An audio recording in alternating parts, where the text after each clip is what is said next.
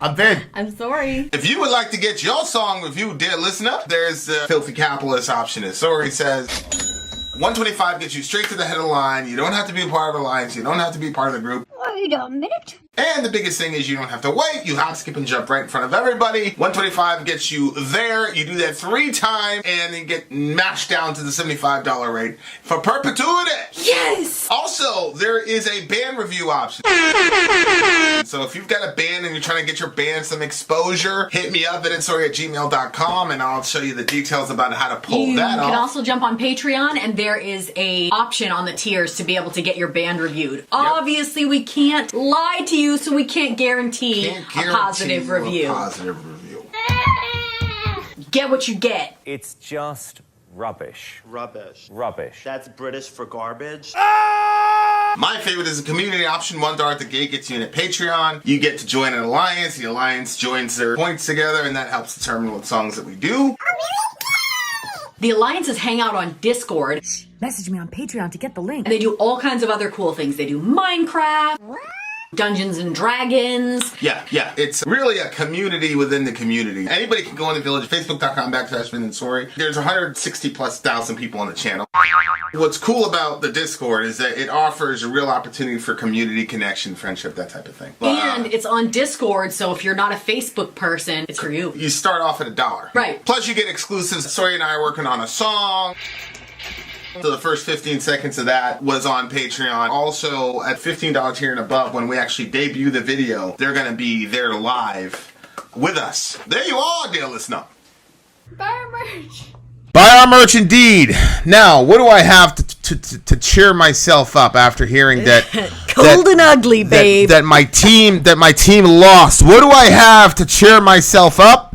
After Cold and ugly from Tool. We're not saving the best for last, Mike. This is actually a 6-song DJ stream, so Yeah. we're just at the halfway point, so we're good. We got more time with each other.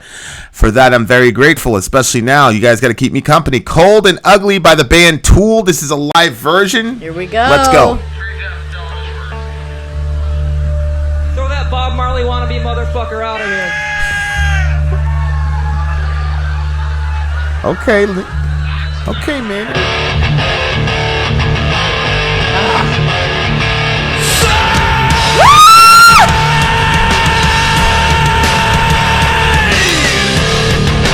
Just gotta get it out. My team lost.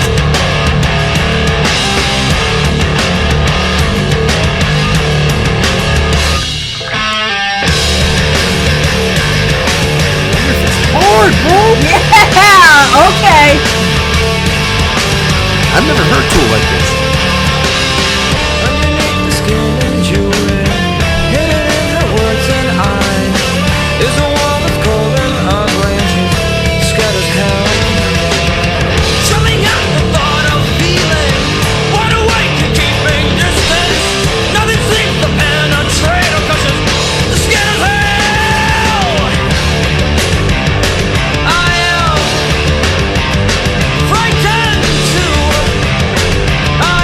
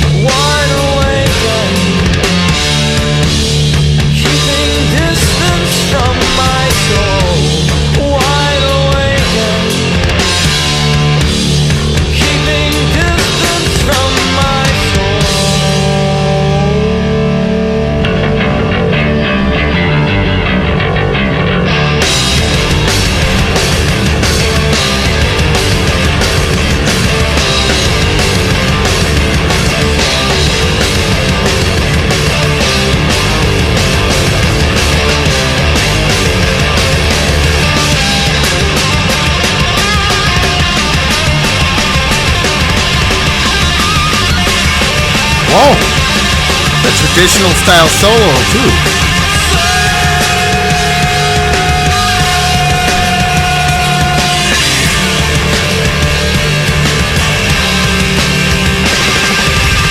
Underneath the skin and jewelry, hidden in her words and eyes, is a wall of gold and ugly and she's got a hell.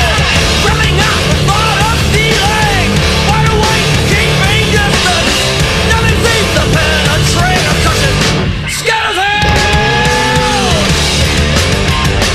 I am frightened too.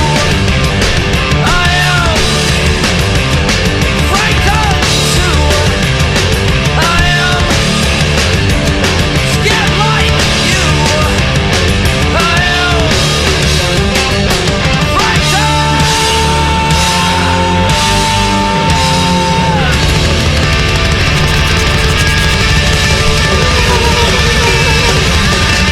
Talk to him, brother minister.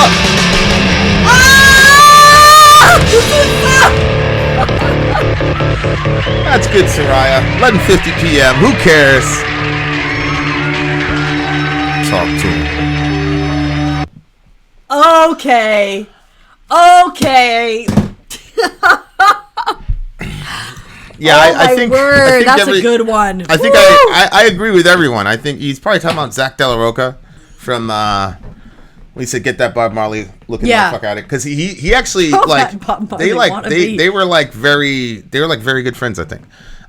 Either way, I don't think it's racist. I mean they're, you know, how's that racist? It's Yeah. Bob Marley looking motherfucker. I don't care.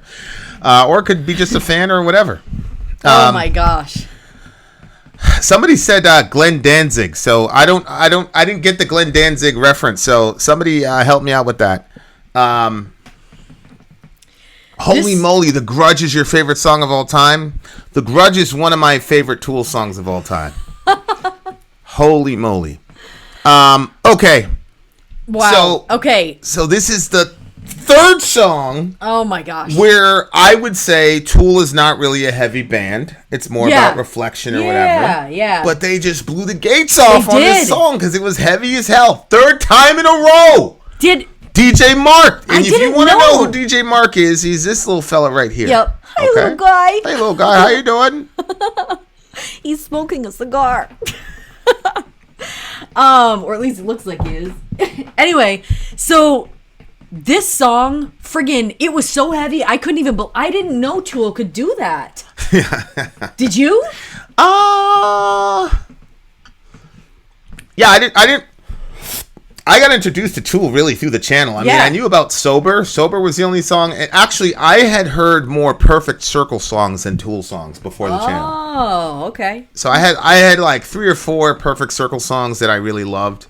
And Sober was the only Tool Audio's song. a little loud. Jessica said. Sober was the only Tool song that I really that I knew about. I didn't know about any of these other songs. Unbelievable. This song is like, I don't know where they were trying to go with it. I know Thanks, what I Tesco. got from it, but underneath the skin and jewelry, hidden in her words and eyes, is a wall that's cold and ugly, and she is scared as hell. And then he Trembling. says, "So am I," right, or something like He that. does at the end, Okay. trembling at the thought of feeling wide awake and keeping distance. Nothing seems to penetrate her because she's scared as hell. I'm frightened too. I'm frightened. So I don't know if this is like a relationship song. That's kind of what I got from it. But I think for me, it's an extremely relatable song because I think that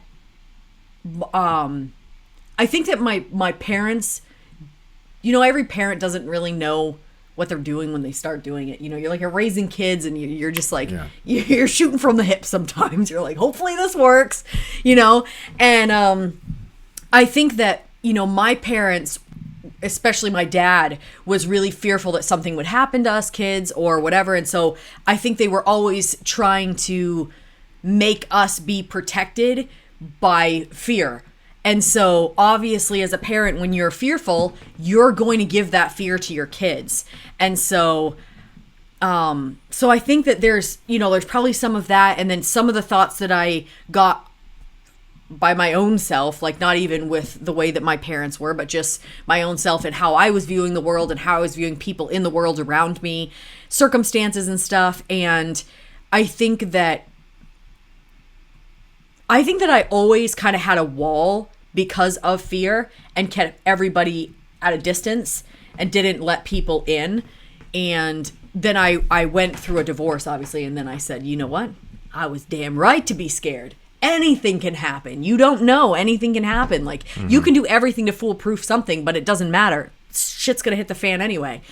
And then I think that was something that I ended up, kind of bringing in with us, like being very fearful of so many things. Like, you're like the best person on the planet to be married to.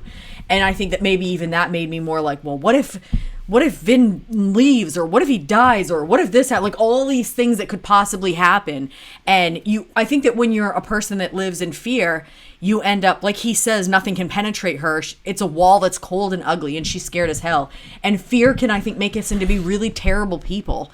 So, I just thought that this song was, and he doesn't really preach at you or tell you what to do about it. It just seems like he's explaining something, and he's saying that he's scared too, and like maybe it's a relationship song, and maybe both of them have different fears that they have and stuff that they have to get past, or so there's that. Yeah, that's Underneath the Skin and Jewelry. It appears to me that this is probably like some famous person, because he was in Cali at the time. Remember, it was Opiate, right? Was it fuck all you gun-toting pimp gangster wannabes? I don't know. Isn't that what he said? Fuck all you gun-toting pimp gangster. I'll tell you why I'm bringing up that lyric in a second. Yeah, it's in so it's in Anima, and he says, but before he says that, he says this. He says, where'd you go? Now, Opiate came before Anima, right? You'd be better off to ask the comment section. Well, can you talk to the people? Oh, let me pull up that thing. Well, he said, fuck your tattoos. You guys, did Opiate come before? Fake it till you make it. Yep, do your best, and if all else fails, fake it till you make it. Oh, yeah, right there. Fuck retro anything, fuck your tattoos, fuck all your junkies, fuck your short memory. There it is right there. Fuck these dysfunctional, insecure actresses. Oh. Okay, so did they say Opiate came before Tool? Opiate was their first release. Okay, so Opiate came before Tool. Okay, so here's my theory. Okay, so he was in a relationship with this girl, and it didn't work out. So then in the next record, which followed, which I'm assuming is Anima, he then says, fuck all you insecure actresses, because it's probably the same girl from this song. That's my theory. Okay? Wow. So, yeah, you're probably right. Yeah. So, that was just a very, very interesting take for me. So, underneath the skin and jewelry, hidden in her words and eyes, is a wall that's cold and ugly, and she's scared as hell. So he couldn't. Again, this is all theory for me. So, well, I think it sounds like a pretty damn good theory. Yeah, he couldn't get past the wall. And so in this song, she's building a wall. She's full of fear. She's insecure. Blah blah blah. And then by the time we get to the next record, he couldn't do it. It wasn't. They broke up. Her insecurity was too much. That was the end of it. Wow. It's sad too, because at this point he's recognizing that she's, she has a wall. Oh wait! It's Opiate, Undertow, and Anima. So Undertow came between Opiate and Anima. But that could still works. Yeah, still works. Go ahead. So at this point he's saying, "Holy moly!" Tool's most iconic live show took place in Lewiston, Maine. No way! I'm sorry. Go ahead. Wish I would have been there. So at this point, it seems like he's recognizing there's an issue. He knows that it's coming from fear, and that he's being open with her also to say that he's also scared. So it doesn't seem like he's completely closed off to her yet. It just seems like he's like, "Are you have a problem?" Blah blah blah. And then he says that he's kind of still being open with her, and then it seems like by that point it's done. Like it didn't work. Yeah. They both. But that's the thing. They don't break up in this song. No, I'm saying at this point in the song, at this point in their relationship, if your theory is correct, he was open to seeing that she had fears and that that's what was making her cold. Right. And then that he also was fearful. And so it was kind of like opening himself up to her to say, hey, like, we both have an issue with fear. Like, let's work together and move forward. But then, obviously, if your theory's correct, by the time the other song comes out, it didn't work. Yeah, and this happens a lot with like Korn, for example. People have to work on themselves. Yeah, like, a lot of Korn's music is about working on yourself and dealing with insecurities and stuff. So yeah, and Korn is big on that. Yeah, Korn's really, really big. I think Korn had a pretty big influence on Tool. Probably. Yeah, like I don't think that Tool comes with like that heavy sound without Korn. If Korn doesn't show up as a band. That's just how I feel about it. But anyway, trembling at the thought of feeling wide awake and keeping distance. Nothing seems to penetrate her because she's scared as hell. He says trembling at the thought of feeling. Like the idea to open yourself out to really feel is very scary to him. And it's, wide awake and keeping distance. Like like when you're wide awake, you're on guard, you are watching to make sure that everything's good. He's wide awake and keeping distance. So it's not. It's got that hypervigilance. Yes. Yeah. Because he's saying nothing seems to penetrate her because she's scared. And I'm scared too. Like it's just a bunch of fear. And the Bible says a perfect love casts out fear. So there is an instance where if you are very fearful, you can't be full of love. Right. But the next line says, and fear has to do with torment. Yes. So there's some type of torment that relationship wise people are afraid of. And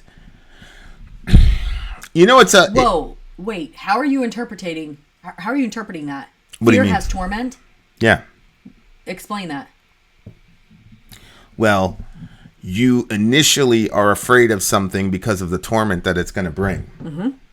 But then you get so encased within fear that the fear of the torment itself becomes the torment. Yes. Yep. Right? So 100%. Yeah, and so we actually kind of see this with the Kevin Samuels stuff. I saw this yesterday because I was really so Kevin Samuels is this black guy, and he's fascinating. He's incredibly fascinating / toxic. Yep. To, in my opinion, it's one of those things where it's like eat the meat and spit out the bones, but the bones are so toxic to certain kinds of women that it'll kill them. Like remember we were watching that girl, the Pretty Privileged Girl, and she was referring to Kevin Samuels. She even mentioned by name, and she said she didn't watch it because she was afraid. Yeah. Because the things that he was saying, it's pretty painful to hear. But my point is, I actually think that if she watched it, it wouldn't be as painful as she's fearing that it is. I disagree. Because she has already an understanding. She doesn't have an inflated view of herself. That particular video, yeah, I think she'd be okay. But watching him interact, because I think about her when I see him interact with these girls. But one of the things that I noticed, though, is a lot of so he talks to black women in their mid-30s, because basically if you're single and you're black in the mid-30s, as a woman, your chances of being married are extremely low. 1 in 4. And but these women want like high value men. It's a whole weird subculture. But my point is, there was a lot of these women at like 35 years old, and they had a relationship in college. Almost all of them did. And the guy wanted to marry her. Yep, they got engaged. She wouldn't do it. And they got the ring, and then X amount of time passes by, and they say, no, I changed my mind. She wouldn't do it. And then they get to 35, and then they want the kind of guy that they were able to snag when they were in college. And so Kevin's like, he's like, well, why did you drop him? And then his solution to these girls is, well, just lower your standards then. It's just so countercultural. But, I mean, at some level, I see what he's saying. I think that he's making some very good points, and I think that it might be hurtful to hear, but at the same time, if you can hear it and apply it, then they might not be single for the rest of their lives. So if you're, a lot of these girls, they're looking for, he calls it a high value man. They're looking for a traditional man that in the end, at first they say that they want to work and all that stuff. But then when they realize how much it's going to cost for childcare, they realize they're going to end up having to stay home with their kids. Yeah. And they don't want to do the traditional things like cooking. They don't have a cookbook. They haven't been trying to better themselves in cooking or anything like that. So they want to be the person that's at home, and they want their husband to do a traditional role and bring in a lot of money. Like they were talking like $300,000 a year is what they're hoping for. But they don't want to be the basics of what. So all throughout history, there's certain what men have been, the breadwinners and working, and women have been at home taking care of the children and cooking, and they're saying they don't want to be a traditional woman, but they want a traditional man. Right. So my point is just like listening to this song, it's like, I mean, there's a lot of imagination here, but it's like, Shorty, you could have been Maynard James Keenan's wife. And because you have all these issues, like you sabotage the relationship, like that's crazy to me. But I don't know. I mean, what is she afraid of? Is she afraid of him cheating on her? Because I'm pretty sure we've listened to some song where that was a problem. Was that a problem for him or not? Yeah, I mean Maynard. Oh yeah, there was documentation. Yeah, of him Maynard. Maynard. Maynard. He but that's what I'm saying. Like, I'm just talking about the principle of like, having that fear and then letting fear dominate you, and then when you hit your mid-30s, now you want to go all in on a relationship, and then. So that's why I always say, like, I say this all the time to the kids, to you, to everybody. It's like, you're gonna suffer one way or the other.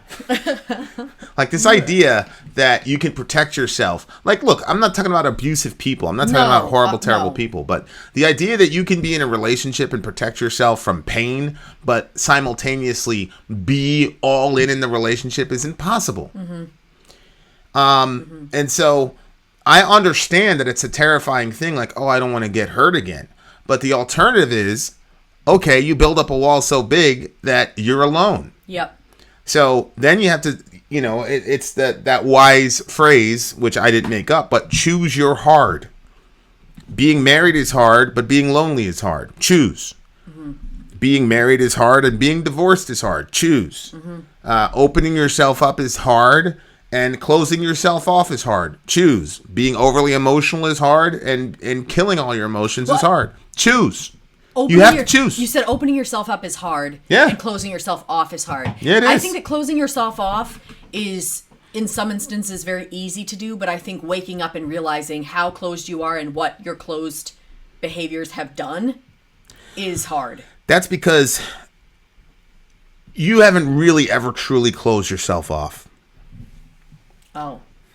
So that's why you're saying it's not hard. No, I think I've always done distance. Yeah, you've done distance. You've never actually shut off an emotion. That takes some surgery. So all of that shit is hard. It's life. And this is why I say, like, as a Christian, we have a very convenient template, because our template tells you all this stuff beforehand. Now, that doesn't mean it's true or false. I'm just saying it's convenient for us because I'm entering a relationship with you. I know immediately that, yeah, you're perfect for me, but I know there's going to be issues just because my religion tells me that you're a sinner. So that means you're going to screw up. And it also means that I'm going to screw up. So I already come into the relationship with the expectation that this is a person that's perfect for you, but they're not perfect. So then that means she's going to hurt me. That's what it means. And so I go into the relationship as best as I possibly can with eyes open, saying, yeah, there's going to be times when she's going to hurt you. You just have to accept that as a given. And then you have to say to yourself, okay, what degree of hurt is what I can tolerate? And there's entire categories of that. Like, there's a big difference between somebody missing an anniversary and you finding them in a bed with somebody else. And some people can't tolerate missing an anniversary. Okay, well then break up with them and go back out in the field. And I mean that literally. So I just think, like, relationship wise, what happens with people is they have this like fuzzy moment. They fall in love. They interpret the emotion of infatuation as love. Now they're in a relationship with this person, and this is like chemically true. Like you when you're in love, you're so hopped up on endorphins that you literally sometimes cannot see things that are extremely obvious. So now when the endorphins have petered out and you're just in a normal cycle of life, and then you begin to see the person's flaws, now all of a sudden you've fallen out of love or whatever.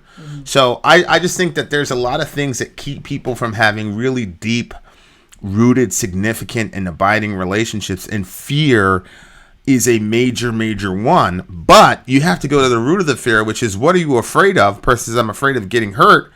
And then the question becomes, nobody asks the next question, which is, do you believe that you can have a relationship and never get hurt again? Is there that belief? I see so many times in movies and shows, and I'd never hurt you like that, blah blah blah, and I just laugh. What do you mean? Well, What do you mean you'll never hurt him again? You might not hurt the person that way, but you're gonna hurt the person that you're with. That's just a given. That's a fact. Because people are sinners. That's what it means. And we all know this. I don't care what religion or non-religion you have. I mean, everybody agrees with the phrase nobody's perfect, right? So if you say nobody's perfect, okay, that means that you're with an imperfect person, and imperfect people hurt people.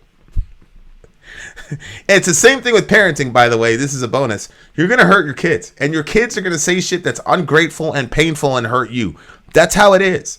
So, as you know, we want to construct lives that are the most convenient, the most comfortable, and the most safe. That's not how we evolved to get to be an apex predator. Right. In the world. No, you're right. You're right? right. Like, yeah. That's not what happened. Our ancestors weren't chilling out in the caves like we went out there and we conquered shit. And we knew some of us aren't going to make it back to the cave, but we got to take out this wildebeest or whatever horrible creature people were dealing with at the time. You know what I'm saying? Yep. Peterson was talking about, kind of facing yourself and dealing with your issues that you have. And he said sometimes when people are in a situation where they recognize that there's something that they have to make changes about themselves, they look at that and it seems too big or too daunting of a task. And so they want to say, I can't do this. But he said what you have to do is you have to ask yourself, if I don't make these changes, what will happen? And so sometimes that's a motivator, because you realize that if you don't make the changes, what you have to face if you don't make the changes is much worse than facing those changes now and having to do that. So the other one is way worse. So he said sometimes you use fear as a motivator instead of fear holding you back because you're so afraid to make changes. You're so afraid to face yourself. Instead, what you do is you say, if I don't make these changes, X, Y, and Z thing is going to happen. And that fear can help push you toward, okay, it'd be much better just to make those changes because I don't want to have to live with the other reality. Yeah. And BC says, well, then why not just be alone? I mean, Jesus got done preaching a sermon one time about marriage, and Jesus took a hyper conservative position on marriage. It was so conservative, it was even more stringent than the most conservative rabbi at the time. So the disciples looked at Jesus and said, well, shit, if it's like that, that's the Vincent translation. They said, man, well, shit, bro, if it's like that, then nobody should get married. Yeah. And Jesus said, yeah, some of you shouldn't. Some of you shouldn't. And that's the other thing is, like, people who are all tore up and they, you're all jacked up and you want to just jump into another relationship,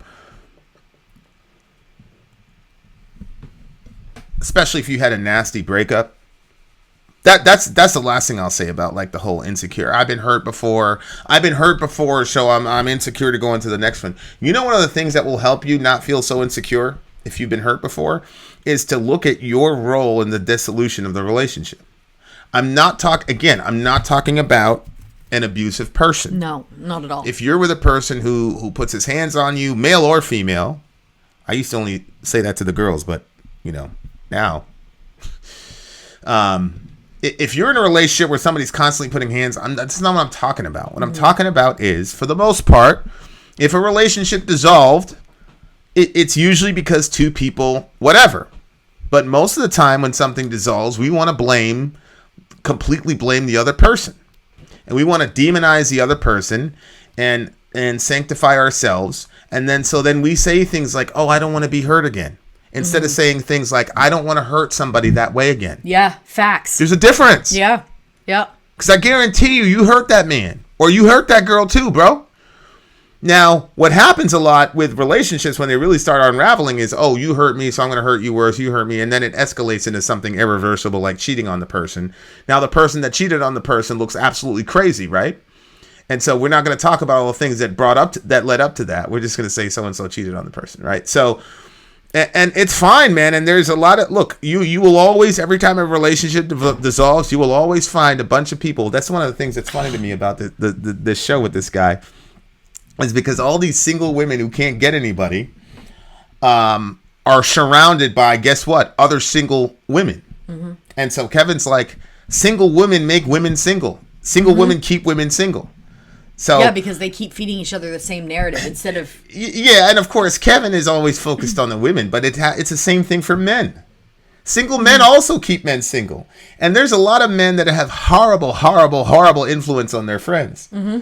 And it's like, if you've got a friend and he keeps giving you relationship advice, but he's not in a relationship himself, I don't understand it. So, like, we say things like, oh, I don't want to get hurt again because we want to present ourselves as a sympathetic figure who all just bad things just happen to you and all the rest of it. Again, I'm excluding abuse here. Right.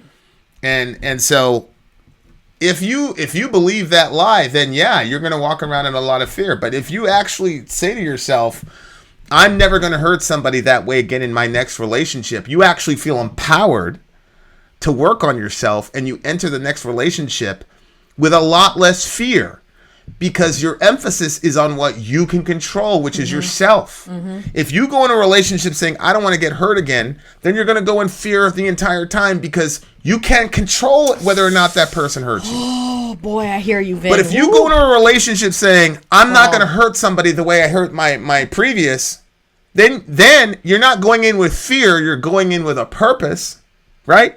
And now you're going in with some power. Wow. Because you're talking about what you've done. Yeah. And I can work on me. I can't work on her. She can't work on me. You guys have seen that. Nobody can work on me except for Allah. Like, there's a lot of times when Jesus is like, nah, bro, you wrong. You got to turn around. Get out of the shower and apologize. You know what I'm saying? So that like the song is really, really important because it's deeper than people realize, man. Mm-hmm. Really, really deeper than people realize. Mm-hmm. Okay, really good song. Obviously a 10. I mean, yeah, this is a 10. No two ways about it. This is a 10. Definitely a 10. This dude is a problem. This DJ Mark fella. He is a problem. He's really, really, his song selections are really good. It's a 10 for me. The moral of the story is work on yourself and don't have any fear, and inshallah ta'ala you'll have another opportunity to love somebody with a little less brokenness than you did in your previous relationship. Mm-hmm. And that's always a win. It's a 10 for me. A 10 for me as well. Vin out. Sori out. Down.